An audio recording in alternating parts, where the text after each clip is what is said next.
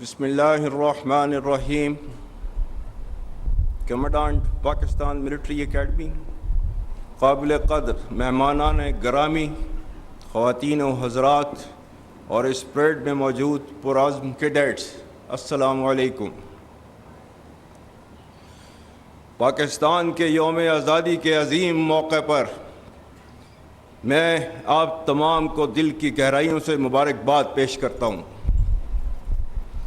یہ لمحات خوشی منانے کے ساتھ ساتھ اللہ تعالیٰ کا شکر بجا لانے کے بھی ہیں کہ اس ذات باری تعالیٰ نے ہمیں پاکستان کی صورت میں آزادی کی عظیم نعمت سے نوازا اور حوصلہ، ہمت اور طاقت عطا کی کہ ہم نہ صرف اس مملکت خدا داد کا دفاع کر سکیں بلکہ اس مسلمہ حقیقت کو آنے والی نسلوں کے لیے ایک کامیاب اور عظیم مثال بنا سکیں.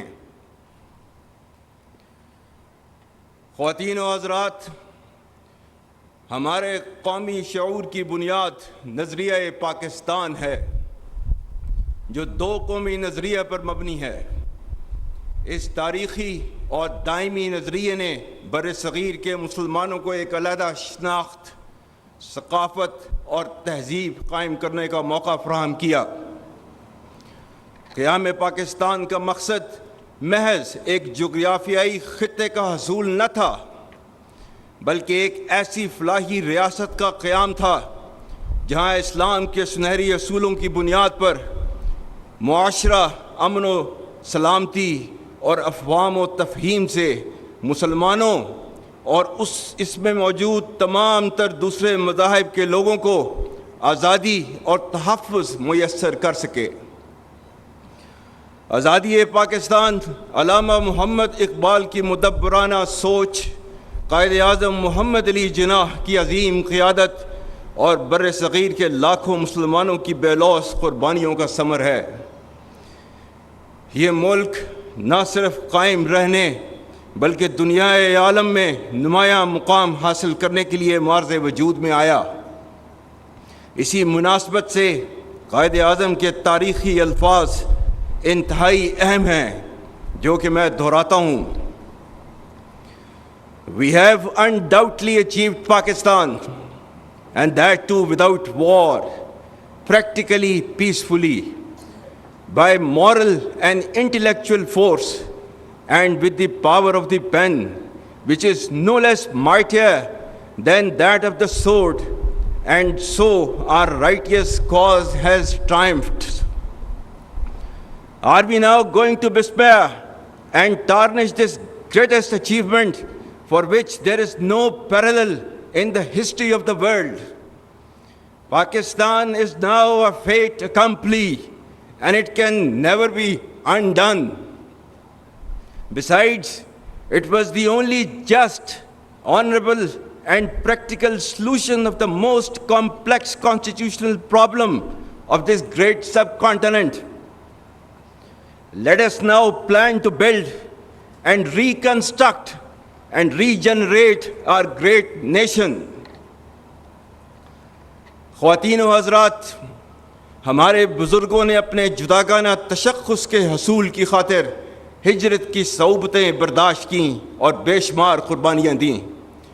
آج کے دن ہم تحریک پاکستان کے قائدین اور کارکنان کو خراج عقیدت پیش کرنے کے ساتھ ساتھ ان شہداء، غازیوں اور لواحقین کو بھی سلام پیش کرتے ہیں جنہوں نے ان قربانیوں کی بنا پر آزادی کے پرچم کو ہمیشہ سر بلند رکھا. بلا شبہ آج ہمارا ان آزاد فضاؤں میں زندگی بسر کرنا شہداء کی عظیم قربانیوں کی مرہون منت ہے. جس طرح قیام پاکستان کے وقت ہمارے اجداد نے متعدد مشکلات کا سامنا کیا، اسی طرح ہم نے اپنے ارتقائی دور میں خاص طور پر ماضی قریب میں متعدد چیلنجز کا بخوبی مقابلہ کیا. الحمدللہ کسی بھی مشکل نے ہمارے عزم اور ارادے کو کمزور نہیں کیا. تاریخی طور پر ہمارے قومی جذبے کو ہمیشہ آزمائش میں تقویت ملی اور ہم من حیث القوم ہمیشہ ہر مشکل کے بعد اور بھی زیادہ مضبوط بن کر ابھرے، جس میں قوم اور افواج کا باہمی اعتماد کلیدی رہا ہے۔ یاد رکھیں، نا اتفاقی اور انتشار ملک کو اندر سے کھوکھلا کر کے بیرونی جارحیت کے لیے راہ ہموار کر دیتے ہیں۔ قوم کا پاک فوج پر غیر متزلزل اعتماد ہمارا سب سے قیمتی اثاثہ ہے۔ یہ مضبوط رشتہ مشکل حالات میں ہماری قوت بن کر حوصلوں اور جذبوں کو بڑھانے کا سب سے بڑا ذریعہ ہے۔ افواج پاکستان کو کمزور کرنا پاکستان کو کمزور کرنے کے مترادف ہے۔ مجھے پختہ یقین ہے کہ کوئی منفی قوت اعتماد اور محبت کے اس رشتے کو نہ کبھی کمزور کر سکی ہے اور نہ ہی آئندہ کر سکے گی۔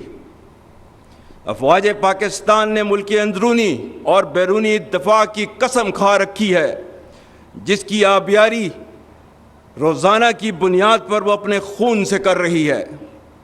ہم کسی بھی صورت اور کسی بھی قیمت پر اپنی قربانیوں کو رائیگاں نہیں جانے دیں گے انشاءاللہ۔ خواتین و حضرات، عالمی اور علاقائی سطح پر تیزی سے تبدیلیاں رونما ہو رہی ہیں، جن کی رفتار اور نوعیت غیر معمولی ہے۔ ان تبدیلیوں سے قطع نظر پاکستان کا مقام ہر دور میں نہ صرف خطے اور مسلم امہ میں بلکہ بین الاقوامی سطح پر بھی انتہائی اہمیت کا حامل رہا ہے۔ ہم دنیا میں اپنی امن پسندی اور اصولوں پر مبنی موقف کی وجہ سے ایک نمایاں مقام رکھتے ہیں۔ اللہ تعالیٰ کی عطا کردہ بے پناہ قدرتی وسائل، جفا کا شوام اور حوصلہ مند جوانوں کی بدولت بلا شبہ پاکستان کا مستقبل روشن و تابناک ہے۔ بدقسمتی سے ہمارے خطے میں انتہا پسندی اور دہشت گردی کے عزائم رکھنے والی قوتیں سرگرم عمل ہیں۔ عوام، افواج پاکستان اور قانون نافذ کرنے والے اداروں نے دہشت گردی کا کامیابی سے مقابلہ کیا ہے اور نہ صرف لازوال قربانیاں دی ہیں بلکہ آنے والے وقتوں میں بھی کسی قربانی سے دریغ نہ کرنے کا مصمم اور غیر متزلزل ارادہ رکھتے ہیں۔ انسداد دہشت گردی کے لیے مکمل یکسوئی کے ساتھ اختیار کی جانے والی کثیر الجہتی حکمت عملی، عزم استحکام، قومی عزم کا استعارہ، سلامتی کی ضامن اور وقت کا اہم تقاضا ہے۔